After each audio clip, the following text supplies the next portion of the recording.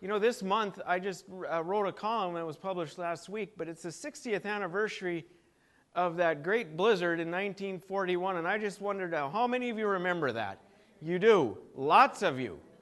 It hit real suddenly, I heard. And were any of you caught in cars? I just got a nice letter from yesterday from a woman out in North Dakota.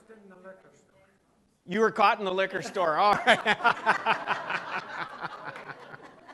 It wouldn't have been bad. But I guess, back in the 50s, or that was 41, but people came to town for Saturday night, and that was a Saturday night. And it hit around 7 o'clock. Marge, were you stuck in the liquor store? Yeah, hey. You were right there. Yep, but a lot of people, the movie theaters stayed open all night. You were 13? No.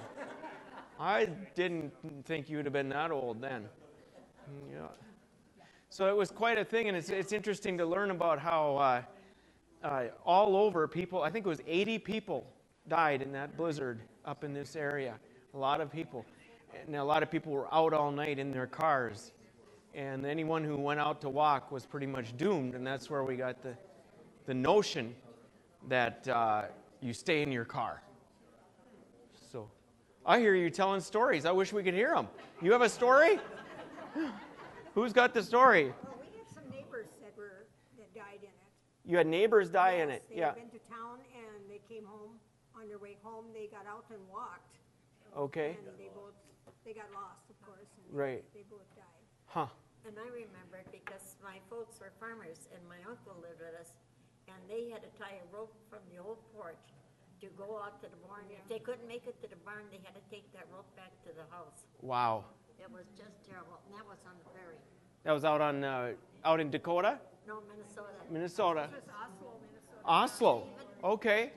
I have never seen anything like that myself, where it's so dense that you can't walk to the barn. No, you can't. Of course, I don't have a barn. I wouldn't find it anyway. Any other good stories from 1941? Yes, Gladys. March 15th or 17th?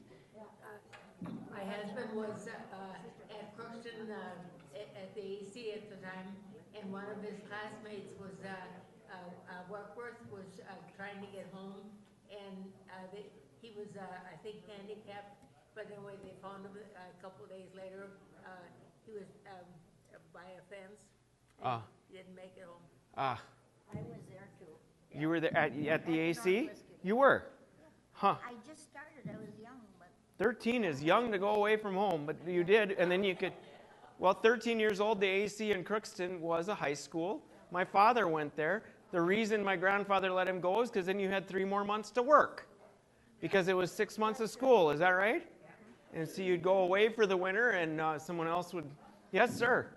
I got to bring up a point. I have there's 10 boys in our family, and 2 of my older brothers were at the dance in Middle River that particular night. And in those days, you took the Model T and you drained the radiators because they didn't have money for antifreeze. They'd drain them, and then they'd dance, and then go to the city well and put water back in it and come on home. Well, when they went to come back, the water pump, I don't know if guys know this, but the water pump is made with a shaft that goes through, and the water had froze where the shaft goes through, and the pulley's got to turn. Well, the belt wouldn't turn, and they knew they couldn't make it home without that motor turning over and cooling the radiator. So the 2 brothers got up on top of the Model T, and they urinated onto this thing and got it hot enough so the thing would turn, and away they went. And then going west of Middle River, it was so windy and so much storm that the Model T wouldn't go in high gear. That they'd put it in high gear, and the wind would blow it, so they had to go back into low. And but they made it. One of them had to walk in front of the car in order to keep from going in the dishes. But they did make it. But that was quite unique. That's innovative. All right, that's good. Any other stories from 41 blizzard? Now I've heard them all. Yeah. Yes. Yeah, we were stranded in the Nefolden High School after Minneapolis-Moline show. There were 300 and some of us stranded in the Nefolden High School that night. Well, did you have any food? Huh? Do you remember if you had food? Yeah, because they had lunch. Okay, they did. Served. Okay. Yeah, and then they had commodities too, you know. Oh, okay. So made it Like were butter. there all night. You're there all night, and then where did Some it? started out for home and had to turn back again. Okay. Wow. I know in Ada they kept the movie theater open all night, and in Halstead. Took those packs off the wall for the kids to play on, you know. Yeah, the basketball well, players and- Oh, you mean the ones at the end of the floor? Yeah, the Where- ones on the wall. That's yeah. what the kids could play on. Yeah, I'm sure did. I bet you nobody's. Oh, they were sleeping. Yeah. Anybody else? 1941 blizzard. Well, that's great stories.